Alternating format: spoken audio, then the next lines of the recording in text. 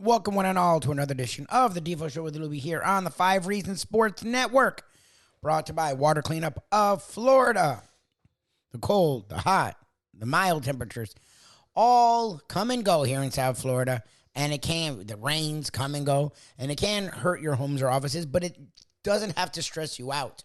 Water Cleanup of Florida is here to make sure if you have any water or fire damage or water or fire issues, they will make your life so much easier. Just call 954-579-0356.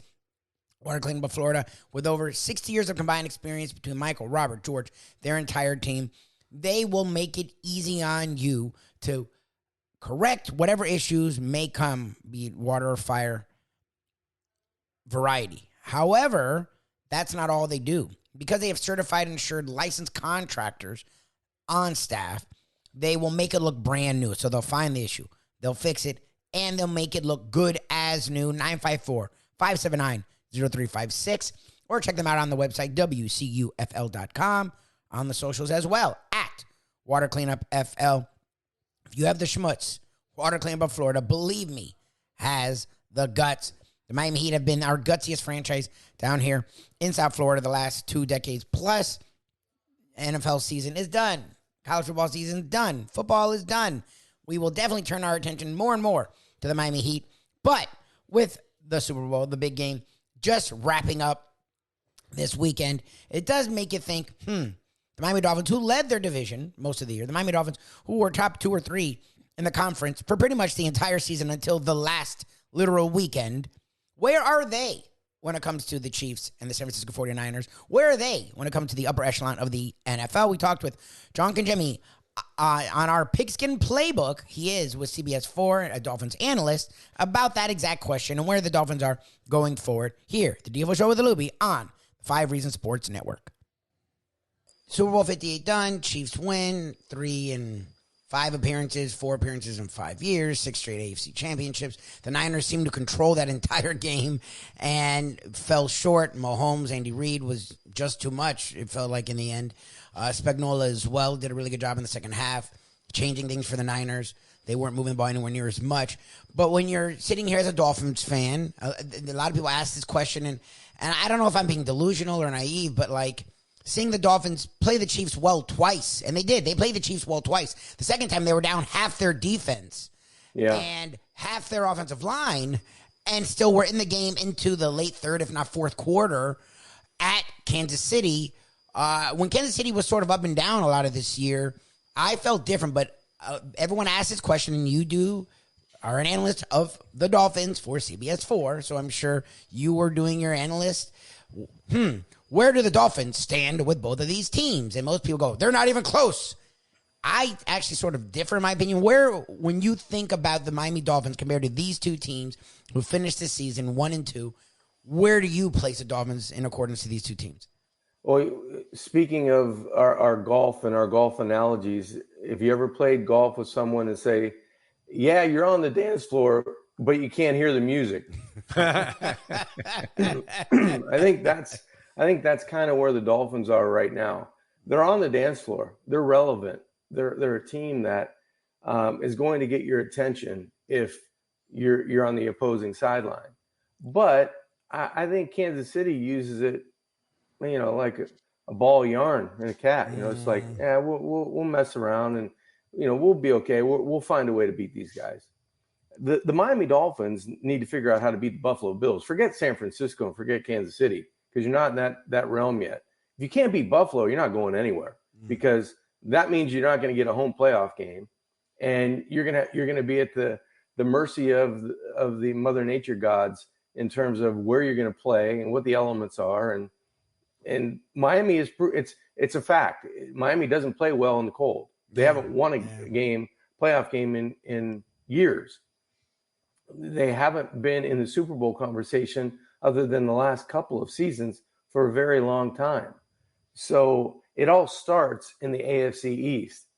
And until Miami figures out that hurdle, I don't know why Dolphin fans are talking about Super Bowl. Because for 20 years, it was Tom Brady in New England. And now for the last 5 or 6, it's Josh Allen and the Buffalo Bills. Yeah. If you can't figure that dynamic out, you're not. It doesn't. Super Bowl is irrelevant. You have to take that first step, and that first step is finally not just splitting with the Bills. It's trying to beat them twice in a season, so you have the upper hand, because that ultimately is going to decide where you're going. Now, the Dolphins could have done that last year had they finished off Tennessee, because Buffalo was so poor during the middle to the end of the season. And they could have backed their way in and said, Buffalo's irrelevant this year. They would have had to go on the road to play Kansas City or whoever it was. Miami would have had the home game against the Steelers or whoever it would have been. They would have had the upper hand. Now you're in the conversation. Now you're kind of relevant. But until that happens, you can only cross your fingers and hope the offseason goes well and all the guys that were injured come back and give you another chance to be able to take down Buffalo. What are your thoughts on so the Bills supposedly are super overcapped. So a lot of people think that may have been our last sight of the Bills. We'll see. Josh Allen will be there. As we know, it goes from the quarterback on. You can find ways with or without other guys. So Fangio's gone. They bring in Anthony Weaver, which I actually thought was a really good hire. It seems like a guy that had a lot to do with the Ravens defense that was scary all year. And he is younger. And they go and bring in Joe Brady, a guy who did a really good job with the Green Bay Packers, actually. So they have two guys that really know defense and are younger guys. What are you looking for from them to get into that conversation? Because you're not wrong. It's not even just the Bills. The last 2 years under Mike McDaniel, they're horrendous against playoff teams. They're not even average. They're dreadful against playoff teams.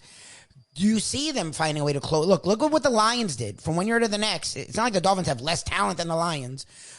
Can you see them closing the gap this offseason? What are you looking for them to do this offseason to possibly close the gap? Well, look, that's a good example, Lubie. Look at the Lions and look at the way they're coached. Look what's demanded of their team by their head coach. Don't beat yourselves. Don't make mistakes in terms of interceptions, turnovers, pre-snap penalties, all those things.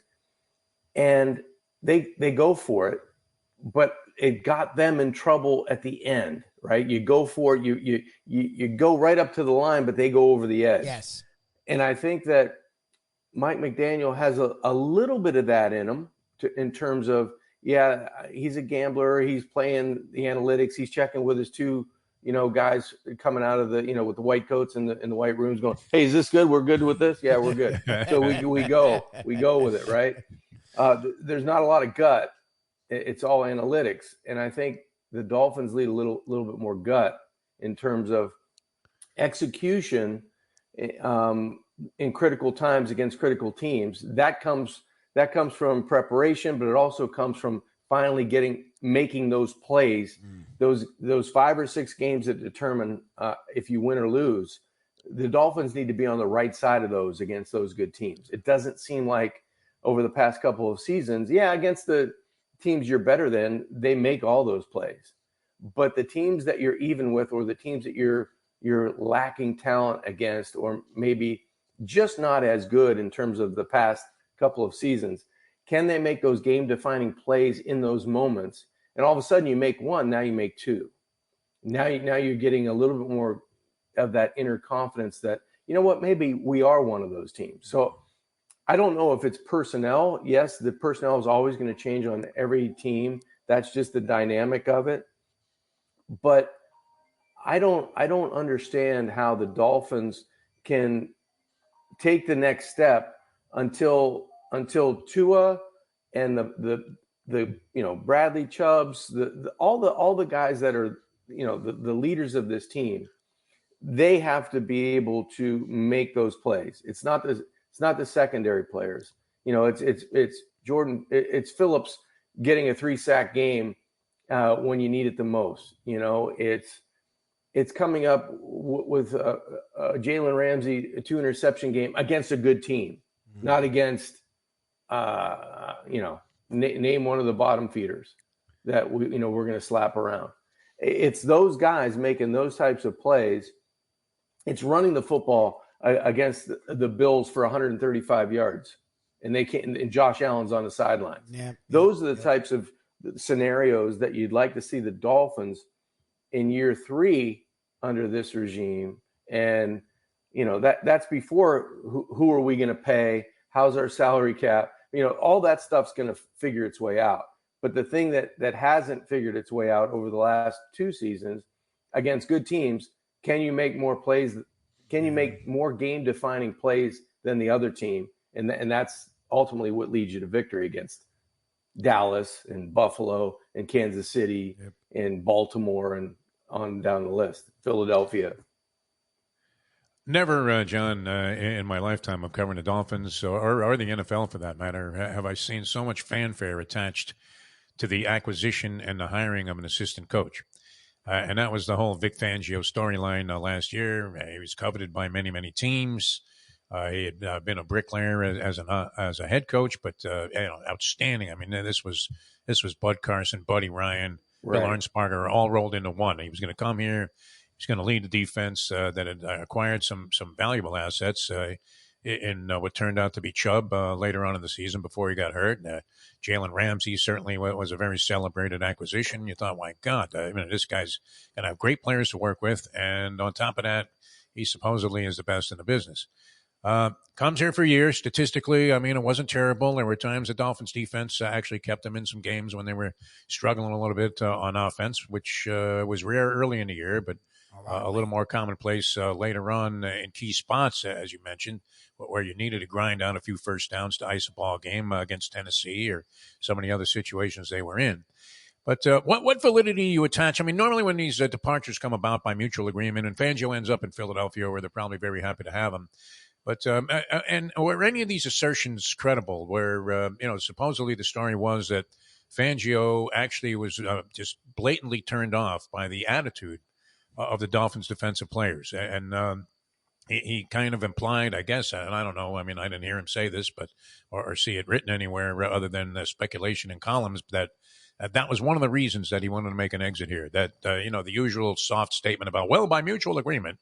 He's got family in Philadelphia, whatever. But the criticism was there that this guy, being old school, I guess, wasn't in tune at all with what seemed to be somewhat of a cavalier attitude he felt was coming from his defensive players. Is there any credibility to that storyline, or is that just stuff that people made up to add to the drama of his departure? I don't know. I don't know if that's factual or not. I don't know if that's hearsay. It could be close to the truth. It might be, fragments of the truth. Outside in, my speculation, probably 40 or 50% true.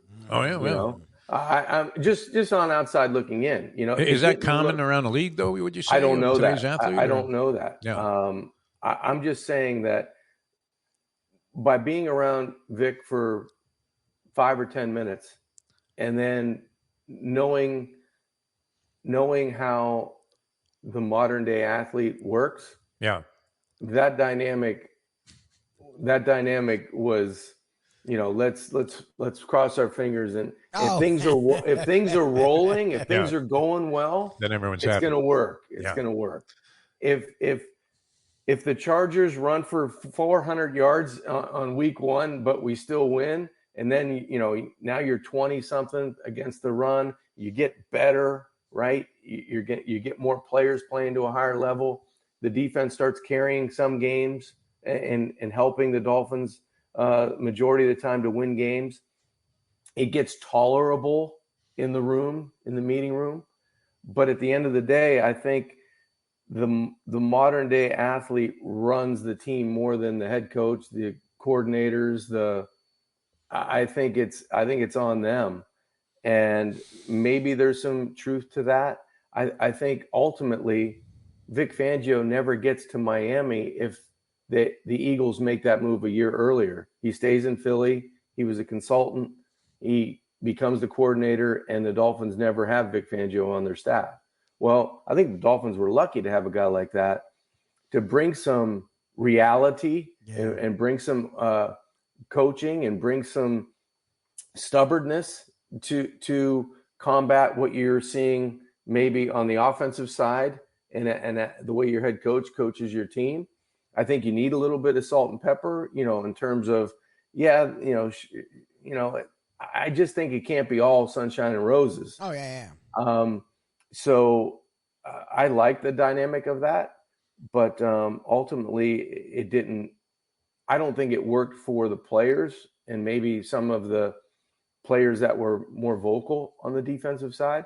And I think Fangio was happily trotting out of Miami to go to Philadelphia, probably where he wanted to be anyway, a year ago, and being the coordinator of a good football team. So I think it works. I think it works for both teams. Now you get a younger guy who's coached on a really good defense that had Pro Bowl players, that was probably a better fit for the entire dynamic of the staff in Miami. But that doesn't mean he's going to be, a player's coach. No. I think he's still going to bring. He's going to demand what you need to demand out of that position. But a different voice sometimes is, in essence, what you need. It's all in the delivery sometimes. And the messenger, more importantly, to get your point across. Well, the criticisms I thought were weird were a lot, and Fangio never said this. It came from Jaws, and I didn't know Jaws was still doing media. I haven't seen him in like a freaking decade. So I don't know he was alive. And he's a Philadelphia guy too, so yeah. I don't know what validity with that. But the ones that were weird were Jalen Ramsey, whatever you want to say about him, and I've followed him since FSU all the way to here. He's never shied from working hard. No. The dude literally had an injury where he should have been out for most of the year. Came back not only early, but literally, the defense was night and day the minute he was on that field, and he was the best defensive player for that unit the minute he was on that field. He literally had 2 interceptions his first freaking game. So the hard-working thing was totally bogus. And Jevon Holland was a guy that was a second-round pick that had all these injuries in college and has busted his ass to become one of the best safeties in football. So it was like, to target those two guys, talk about hard work, it's like, yeah, I don't know if Fangio fit. I feel like there's a big disconnect between. And the other thing was, and we've talked about this all the time, the great coaches mold their systems to the players they have. And we talked about this all year. I felt like the defense, some of the guys were not being used the way that they excel. And I get you have a system, but when you have 2 stud corners who are good in man and can allow you to bring more pressure when you aren't getting pressure, and you say, fuck that, I run this system. I'm going to have Jalen Ramsey cover their third receiver and Xavier Howard cover their second, and we're going to put freaking Kohu on Stephon Diggs. Like, I'm sorry, I'm a layman, and what we've heard after is that's literally what was happening, was his system was this, and Ramsey would go, but coach, let me cover fucking Diggs. Like, please, he's killing us, and I can annihilate this guy. I have in the past. And he was not even listening to Ramsey. It's like, look. Well, that's where you get into the personalities and the person delivering the message. Yes. And on the other side, it's the old school coach kind of accepting some of the things that the players out on the field are telling you that is reality. Whether your system is great or not, sometimes your system needs to evolve and encapsulate what the talent is at corner, at linebacker, at defensive end. And you only have to go back a little bit. Remember when Brian Flores tried to make Minkah Fitzpatrick in the box type of strong safety? And Minkah goes, good decision. Yeah. No, not so fast. I want out of here if that's and where becomes you're one of the use best me. safeties in all of football. Right. So I could see where Jevon Holland and maybe to a certain extent Jalen Ramsey felt like, hey, we're giving you feedback. We're not trying to do it to toot our own horn. We're just saying that I'm going to be able to excel a little bit better for this team if you utilize my skills in this fashion. Well, that fashion didn't fit Fangio's scheme. And he was only going to bend so far. Yeah. So that's where you get the rub, you get the kind of heads butting, and now that leads to another issue. And then something else happens. Now you get injuries. And now you're kind of chasing it from scheme standpoint and coaching the next man up mentality of who's available. So you don't want to alter as a coordinator too much because you don't want to expose your scheme, but you're doing it with lesser talent. Yep. So I think there was a bunch of stuff that happened. But basically, I think those guys were trying to voice their opinion to say this would be better for us. And I don't think there was Well, and a that's my whole thing lot is of none of these budge guys have been on known. the other side. Jalen Ramsey talks a lot, and it's funny, but he's never been known as a prima donna. We've never heard teammates or coaches give him crap. Jevon Holland was the same thing. So that was my issue. It was like, but these guys have never had, like, Ramsey's played multiple defenses and excelled everywhere under tough coaches. Not like Sean McVay's known as a sweetheart. Like, He's a new guy, but he's very tough. Jacksonville, it wasn't like, again, Marone and whoever he played there, it wasn't like they were sweet. They were McDaniel. Like, he's never had Jimbo Fisher and FSU. Not, like, he's never been known, and he's never had an issue with any coach. So it was like, is it that they're not, they're being modern guys, or the coach is just not listening? Like, that's the one thing in this day and age. It's not like all players want to run the team, but the players make so much money that they're, especially veteran all pros, are at least listened to. And look, Brian Flores, outside of Fitzpatrick, didn't have an issue with any of his stars, right? Xavier Howard, Holland never had issues with Flores, and he's a tough coach, right? But he's a little younger, and it feels like Weaver, look, in Baltimore, there's no way that defense was playing like that, and he's some pussycat. Like, I'm sure the dude doesn't mess around, and this defense needs that. But you also have to understand the personnel you have, the era we're in, and maybe they know a thing or two. Jalen Ramsey's an all-pro 5-6 times over for a freaking reason. Like, if he's saying something, maybe there's some validity to it. And I find it, players either are loud mouths and they're jerks, or they're quiet. Like, why can't there be a middle ground? Why can't there be some gray in 2024? Well, there might be now. There might be now with the change. Because you've got a guy that has been around a successful defense, just like Fangio was. He's got a pedigree in terms of coaching Pro Bowl players at all positions, defensive end, linebacker, corner, safety. Name a guy in Baltimore you wouldn't trade for. They got a pretty good squad over there on the defensive side. And I'm sure they have a lot of players with the attitude that I'm the best player in the league. Same as the Miami Dolphins. And you want that, but you want to be able to get the best out of that. How do you do it? There's got to be a middle road somewhere along the line where you're taking the input from the player, using it in your scheme to be the best version of whatever yourself is on the defensive side.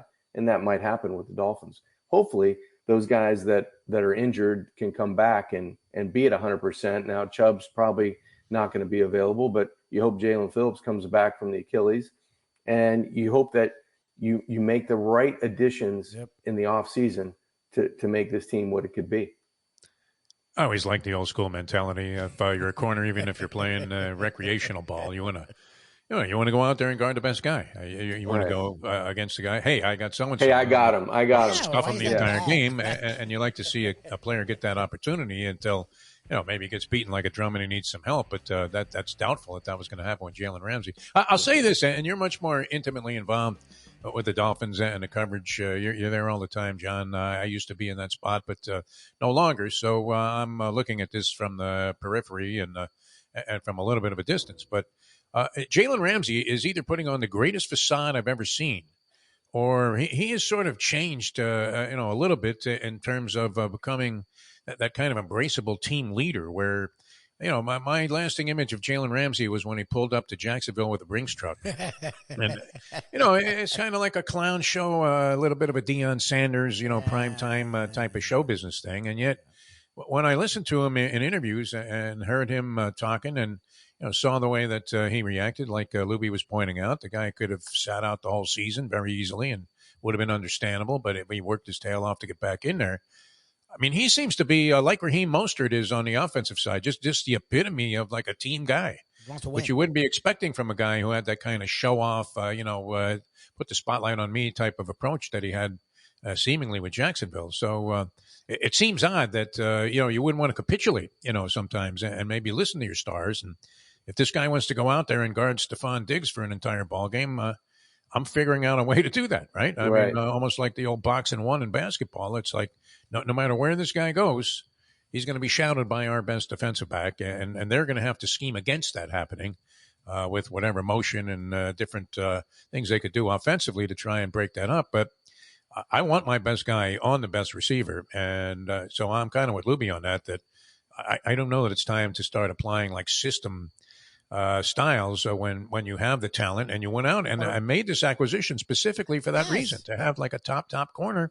Now, Xavier Howard wasn't 100% this year all year, I guess, but if he's your number 2 guy, then you're in pretty good shape for the most part. So that seemed like an unfortunate divide that maybe Fangio should have made a couple of concessions on. But was that your impression? I mean, Ramsey seemed like an ideal guy to have on the team, didn't he?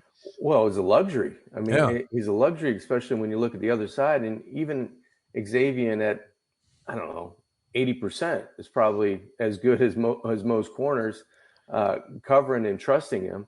I just thought that there was something missing on the defense, and I don't know what it was. I don't know if it was the linebacker play. I'm not sure. I mean, gosh, everybody seemed to get to the quarterback. I mean, you ask Christian Wilkins to, up his sack input. He doubles it. He gets in the teens, I think. Yep. And then you got Sealer that's, making plays all over the place. And so they were good. They were good. They just weren't, as a team, good enough to close out games against really good, equal or just above average teams that were, if you're looking at apples to apples, and Dolphins in Philly, Dolphins in KC, Dolphins in Baltimore, Dolphins in Buffalo, they were just a step behind. Yep. And in the offseason, they need all the teams are going to go through change. The Dolphins need to find a way to, whatever that missing ingredient is, they need to find a way to get it. Yeah.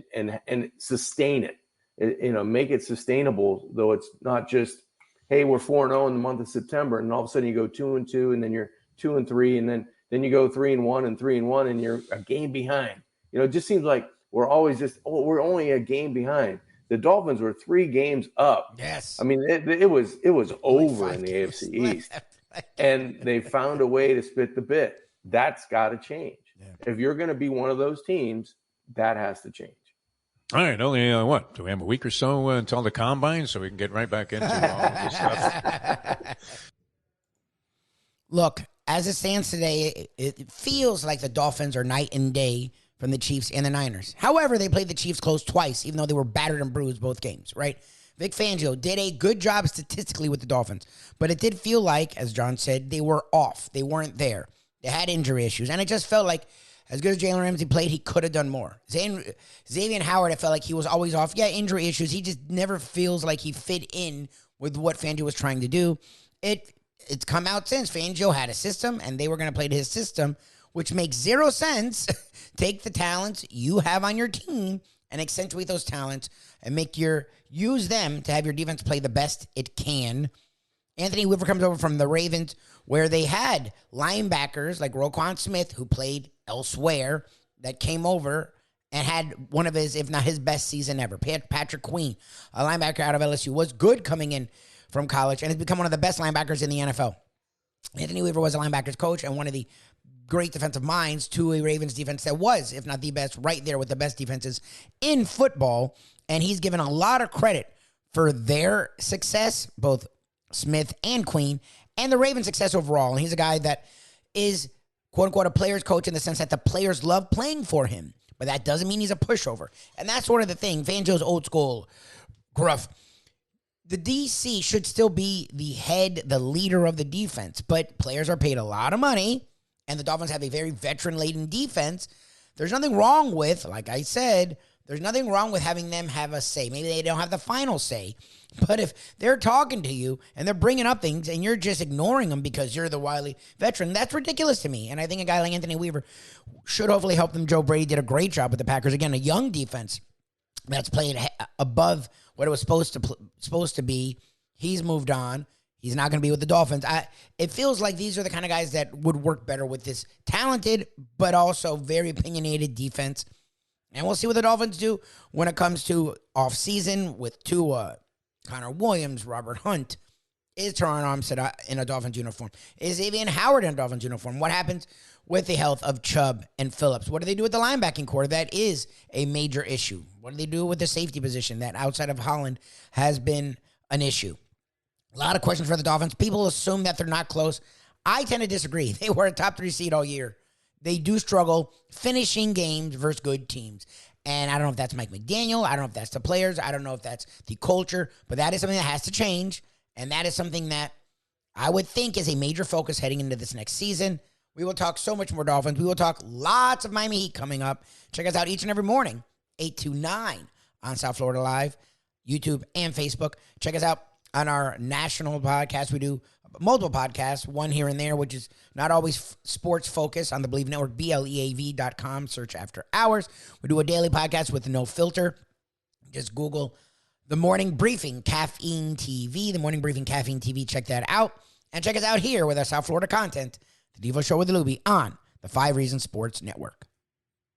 From the newly renovated sports bar to the beautiful bayside views captured at the Tiki Bar, Jimmy Johnson's Big Chill has it all. Located at mile marker 104, the Big Chill also offers waterfront dining while experiencing breathtaking sunset views of the Florida Keys. It's simply the hottest spot in the Keys to cool off. That's Jimmy Johnson's Big Chill at mile marker 104 in Key Largo. For more information, call today at 305-453-9066. These days, we're all looking for comfort anywhere we can find it. Thank goodness for Landlubbers Raw Bar and Grill in Plantation, because they are making sure you are as comfortable as possible. First of all, they're not only open for delivery and pickup. All you have to do is go to landlubbersbarandgrill.com for both pickup and free delivery. You're going to have the best wings in the world. You're going to have a great burger. You're going to have their amazing soups. Again, Landlubbers, Raw Bar, and Grill. It's nice and easy. Just go to landlubbersbarandgrill.com for both your pickup and free delivery. Thank goodness for Landlubbers for making you always feel right at home. Hey, folks, Tony Segreto here. Let me ask you a question. What do you look for when you go out to eat? Good food, obviously. Friendly atmosphere, not too loud, but good energy, reasonable prices, and a place where you feel comfortable. All those ingredients, no pun meant there, are hard to find unless you're talking about the Texas Roadhouse. You see, they encompass all of those attributes. Really, really good food, amazing atmosphere, good for a family, good for a date, or just a night out for yourself, and prices that will make you extremely happy. Their ribs, unmatched. Steaks, hand-cut every day. Everything, and I mean everything, is made on site, including their incredible bread. It's the one day, folks, that you can forget about low-carb diets. Trust me when I tell you, Texas Roadhouse, your restaurant, your destination when you say, where should we go and eat tonight?